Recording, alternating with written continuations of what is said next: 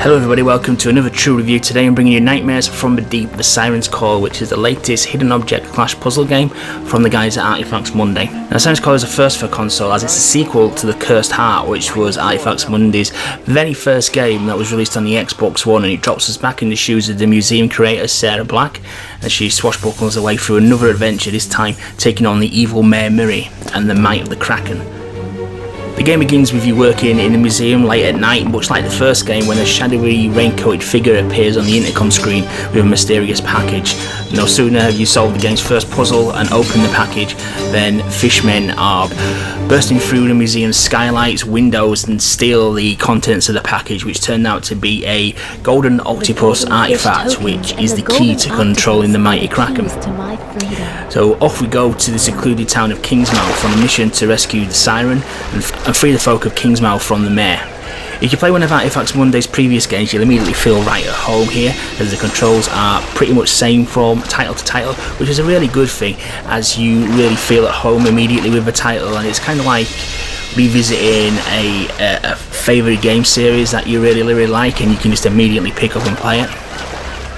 Now, as per usual, the game world is beautifully drawn with hints of animation through the probably about 50-ish locations which make up the world of Kingsmouth.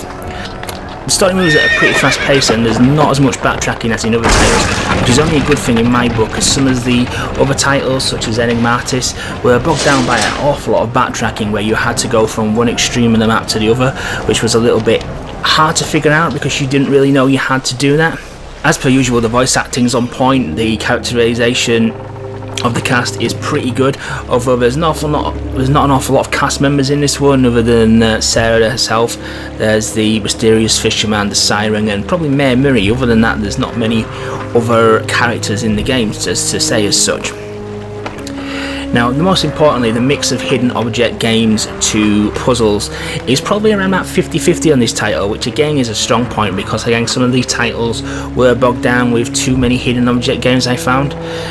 Now, the puzzles themselves didn't seem to have as much variety as in past titles. They seem to rely too much on the kind of puzzle where you have to create a picture from various broken parts or put certain discs in certain gaps to form a picture. And I think that was just a little bit of a lack of variety on part of Artifacts Monday. But when you take into consideration, this seems to be looking at a list of titles that they've done. This seems to be one of their early games. It was made in 2013, and it's the first game, I believe, which was a sequel. And it just doesn't seem to have that puzzle variety as some of the other games tended to have, which was a little bit disappointing. Nevertheless, the puzzles that are there are pretty challenging, and some of them do make you stop and think what you have to do for a second. As per usual with Artifacts Monday games, they do cater for all skill levels, and there is the ability to skip puzzles if needed, or get a hint on what the next step of the puzzle is if you're prepared to wait for the hint timer to replenish itself, which again is a good thing really, because it removes the barriers for all ages to play these games. Alternatively, with the hidden object puzzle games, if you can't solve one, you can alternatively play a game of Mahjong instead, which was a return to what the first game offered. Usually in these kind of games there is an alternative to actually completing the hidden object games. With the Nightmares from the Deep series, it tends to be Mahjong. In other titles it tends to be other kind of mini games as well, like dominoes and things such as that. But it's really good that they cater for people if they are struggling with a particular type of puzzle or a particular part of the game. Now, turning to achievements, the achievements are a very easy list. You'll probably obtain all of them in about 4 to 5 hours, with 2 playthroughs needed to get the full 1000 gamer score, and 1 playthrough of the bonus chapter. Similar to the previous games, you're looking at a full playthrough without using any skips, and by completing all the puzzles and all the hidden object puzzle games, and completing it on hard mode as well, which basically doesn't highlight objects for you, and the hint timer, which you won't be using anyway, has a longer countdown. But if you, like I say, if you're going for achievements, you won't be using the hint timer anyway. The second playthrough is required because you do also have to clear all the Mahjong games, and obviously in your first playthrough you are doing all the hidden object puzzle games, so therefore can't play the Mahjong games. So you're looking at 2 playthroughs, but the second playthrough you can obviously use skips, and you probably, like I say, get all the achievements in about 4 to 5 hours of playing the game.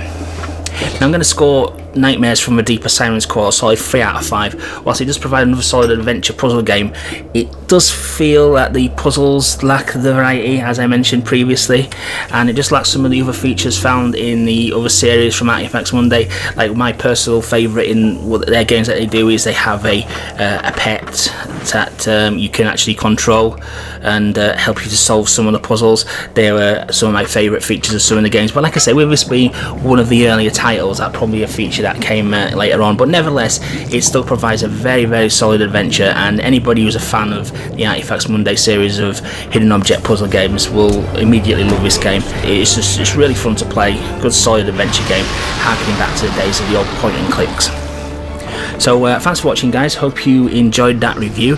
So please remember to like, comment and subscribe, and I'll catch you in the next video. Thanks for watching.